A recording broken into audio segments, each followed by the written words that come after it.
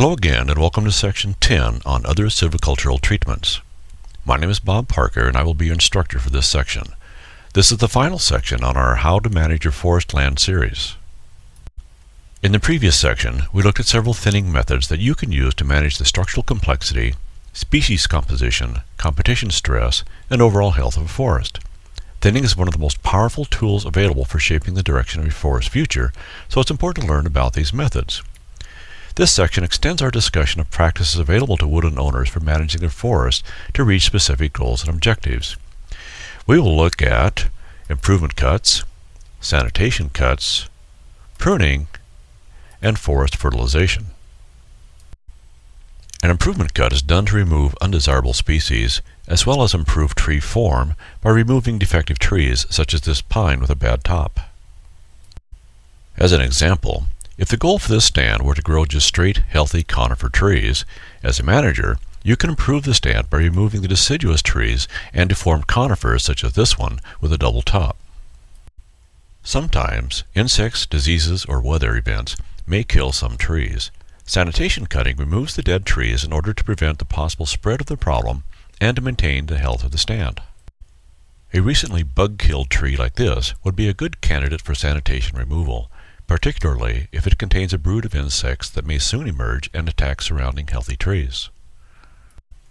Recently killed trees may retain all or most of their economic value, so a salvage cut will allow you to capture that value before the trees deteriorate, which in some species, such as lodgepole pine or grand fir, happens very fast. When a fire kills or heavily damages trees, as shown here, it may be necessary to remove them for both sanitation and salvage objectives. The live but stressed trees may attract damaging insects to the area, and their economic value can quickly degrade. Here is an example of large clumps of trees killed off by forest insects, but still have commercial value.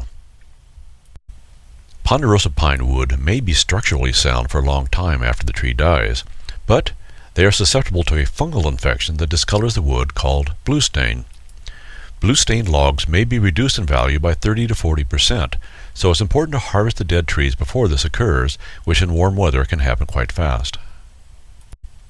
Pruning off lower branches manually, rather than waiting for the trees to prune themselves, can have several silvicultural benefits. From a commercial perspective, branches create knots in lumber, which in some cases lowers its value. Clear wood, or wood free of knots, can be much more valuable, particularly in ponderosa pine, where clear lumber is highly sought after for making doors and window frames. When the branches are pruned, the tree eventually grows wood over the wound, and the bole from that point on grows clear wood.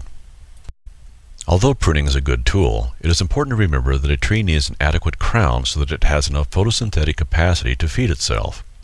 Generally, about half the total height of the tree should have branches with healthy green needles. If the trees are fairly short, as shown in this drawing, then the branches can be pruned up about 8 feet, and this will still leave 45% of the tree in live crown. After the trees have grown tall enough, they can be pruned a second time, but again be careful to leave plenty of live crown. When the tree is tall enough, the branches can be pruned up as high as 17 feet. Again, from a commercial point of view, when the tree reaches a targeted commercial size, this will produce a bottom log that has little taper and a high amount of clear, knot-free wood, which purchasers may desire and pay a premium for. A drawback to pruning, in addition to being hard work and expensive, is that the pruned limbs can create a significant fire hazard that might need to be treated. But pruning isn't just about commercial benefits. Many people think a prune stand looks better, and pruning also helps protect your trees from wildfire. Wildfires that stay on the ground are usually not a problem, but when the flames get up into the canopy and you have a crown fire, the trouble really begins. The factors that determine whether a surface fire will climb into the tree canopy are fuel load, foliage moisture content, surface flame length, the height to the base of the canopy, and the overall density of the crown itself. Forest soils are typically deficient in nutrients such as nitrogen, and some landowners, usually private forest industry, use fertilization to increase their forest growth rates for higher wood volumes and shorter times to harvest. Applying fertilizer makes the trees more vigorous, which has been shown to make them better able to withstand attack by forest insects. In general, Forest fertilization is not economical on low productivity sites because the trees just won't grow enough extra wood fast enough to pay for the treatment, which is fairly expensive. Fertilization programs in forests of the Pacific Northwest have typically been aimed at stimulating the growth of commercially sized stands on high site lands. Usually the goal is to add nitrogen, the most limiting nutrient. During the 1990s, interest in fertilizing seedlings with a variety of nutrients, depending on soil type, grew substantially. But it is clear that substantial benefits to seedlings can only be gained if excellent weed control removes most of the competing vegetation. Typically, such weed control is only possible with herbicide application or large mats. Well, we've done it. This completes the silviculture section of our Managing a Forest Distance Education program. We hope this program has given you a useful understanding of what silviculture is about and how you can apply these principles to manage your property successfully. Let's summarize the key points of what we've covered so far. First of all, be sure to spend some time and study your property closely so you thoroughly understand the opportunities and the limitations you will have to work with. Clear and reasonable goals and objectives are the foundation of your management plan, so carefully think about what you want to accomplish in your property. Remember, there's not a right or wrong way to manage your woodlands, as long as your plans are compatible with what you have to work with.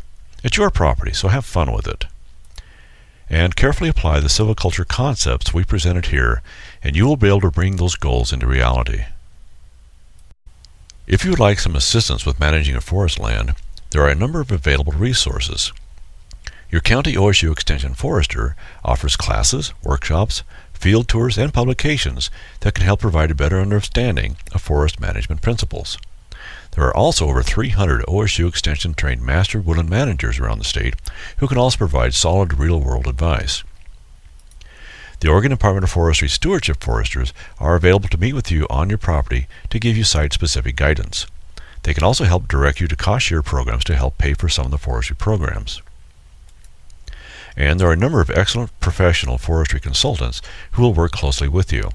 Private forestry consultants provide a wide range of services, everything from writing management plans to setting up and managing a timber sale. They of course charge for their services, but it can be money well spent. Good forestry comes through understanding well your site and stand conditions, developing reasonable and achievable goals and objectives, then selecting appropriate silvicultural options that will ensure successful achievement of your goals. Thank you again for watching the silviculture section of our How to Manage a Forest Land Distance Education series. We hope this has been a useful tool. Good luck and best wishes.